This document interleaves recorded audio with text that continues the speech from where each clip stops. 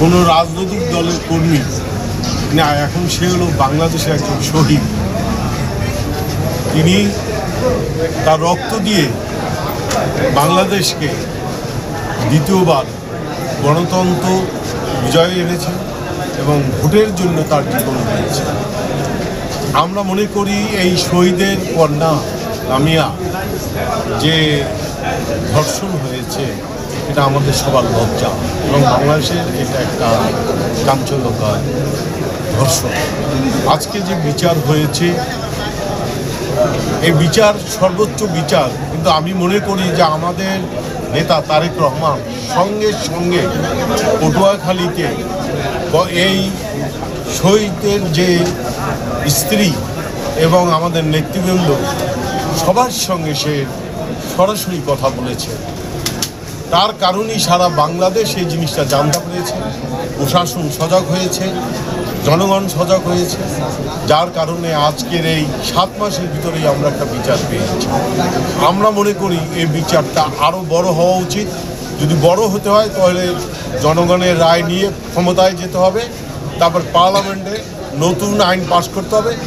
ধর্ষকদের মৃত্যুদণ্ড আমরা চাই এবং এই যে হয়েছে এটা বেশি হয়নি, কিন্তু আইনে সর্বোচ্চ সাজা হয়েছে। তার মা যে কান্নাকাটি করে আমার সঙ্গে কথা বলেছে, তার পরাণ শান্তি হয়েছে কিনা আমি জানি না।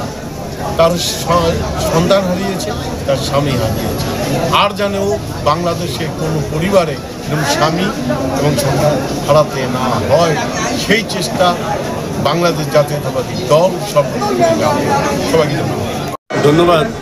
আপনারা জানেন যে জুলাই 24 বিপ্লবের শহীদ জসীমউদ্দিনের কন্যা শহীদ জসীমউদ্দিনের কন্যা লামিয়া, সে 3 জন আসামি দ্বারা গণধর্ষিত হয় এবং তাদের ছবি ইন্টারনেটে ছেড়ে দেওয়ার হুমকি দেওয়া হয়, যার জন্য 3 জনের বিরুদ্ধে সাকিব আল হাসান, সিফাত মুন্সি এবং ইমরান মুন্সি 3 জনের বিরুদ্ধে 9-3 ধারা এবং সাকিব আল হাসান মুন্সি এবং সিফাত মুন্সি তাদের বিরুদ্ধে পর্নোগ্রাফি আইনের ধারায় 8-1 এবং 8-7 ধারায় বিজ্ঞ ট্রাইব্যুনাল 3 জনকে 10 বছর এবং সিফাত এবং সাকিবকে পর্নোগ্রাফি আইনে আরও 3 বছর, উভয় সাজাই বিনাশ্রম কারাদণ্ড এবং উভয় সাজায় একটার পর একটা চলবে, অর্থাৎ প্রথম 10 বছর শেষ হবে, পরবর্তী 3 বছর চলবে।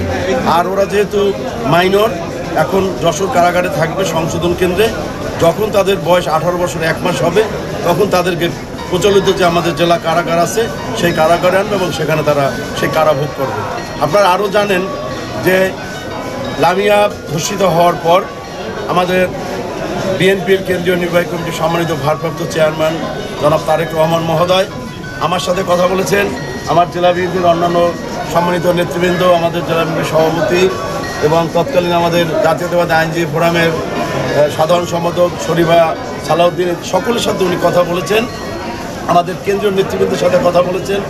আমাদের ড্যাব থেকে আমাদের যিনি ডাক্তার আসেন, ডাক্তার রফিকুল ইসলাম, উনি এসেছেন। আমাদের পটুয়াখালী 3 আসনের ধানের শীষের আমাদের যিনি নেতা জনাব হাসান মামুন, তিনি এসেছেন এবং আমরা সকলে জনাব তারেক রহমানের নির্দেশ করবে আমরা সকলে এই প্রথম ঘটনার পর থেকেই হাসপাতালে তার চিকিৎসা, তার মানববন্ধন, বিচারের জন্য, সুষ্ঠু বিচারের জন্য রাজনৈতিকভাবে আমাদের যেটা যেটা দেখাশোনা করার করতে ছিল আমরা সব কিছু করেছি। এবং আপনারা জানেন পুলিশ খুব দ্রুতগতিতে এই চার্জশিটটা দিয়েছে এবং খুব স্বল্প সময়ের মধ্যে 7 মাসের মধ্যে আজকে এই জাজমেন্ট হয়েছে। আপনারা জাজমেন্ট জেনেছেন। তা আমরা এটাই বলতে চাই যে শহীদ, একজন শহীদের কন্যা লামিয়া, এটা একটা দৃষ্টান্ত হয়ে থাকবে আমাদের এই সমাজে, আমাদের এই জেলায়, এবং আগামী দিনে এটা আমরা দৃষ্টান্ত নিতে চাই যে যদি এরকম কোনো নরপশু, যদি এরকম কোনো নারীদের, মা বোনদের যদি সম্ভ্রম হানি করার চেষ্টা করে বা সম্ভ্রম হানি করে, তাহলে তাদের বিরুদ্ধে আমরা সোচ্চার আছি এবং সর্বোচ্চ শাস্তির ব্যবস্থা করা হবে। এক্ষেত্রে যেহেতু আপনারা জানেন আজকে সর্বোচ্চ শাস্তি ছিল 9-3 ধারায় গণধর্ষণের মৃত্যুদণ্ড, যেহেতু এই সকল অভিযুক্তরাই হলো নাবালক, যার জন্য তাদের 10 বছর, এইটাই সর্বোচ্চ সাজা আইনের বিধান অনুযায়ী সেটাই দিয়েছে।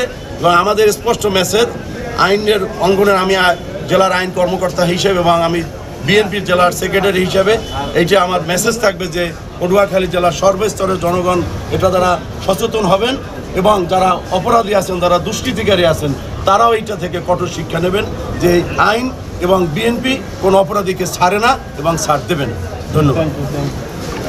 আপনারা ইতিমধ্যে জানেন যে বাংলাদেশের বহুল আলোচিত একটি মামলা তুর্কি থানায় লামিয়া একটা শিশু তাকে বিভস্ত্র করে তার ছবি তুলে তারপর তাকে এবং তারা গণধর্ষণ করার পর লামিয়া মামলা করে বিদ্যুৎ আদালতে এবং মামলা করার পর 7 মাস টোটাল 7 মাসে কার্যক্রম শেষে আমরা রাষ্ট্রপক্ষ থেকে 16 জন সাক্ষী বিদ্যুৎ আদালতে উপস্থাপন করছি এবং মামলায় চার্জ হওয়ার পর 16 জন সাক্ষী সন্দেহাতীতভাবে মামলাটা প্রমাণ করতে সক্ষম হয়েছে এবং যুক্তিতর্ক শেষে আমরা রাষ্ট্রপক্ষ বিজ্ঞ আদালতকে সন্তুষ্ট করতে সক্ষম হয়েছি।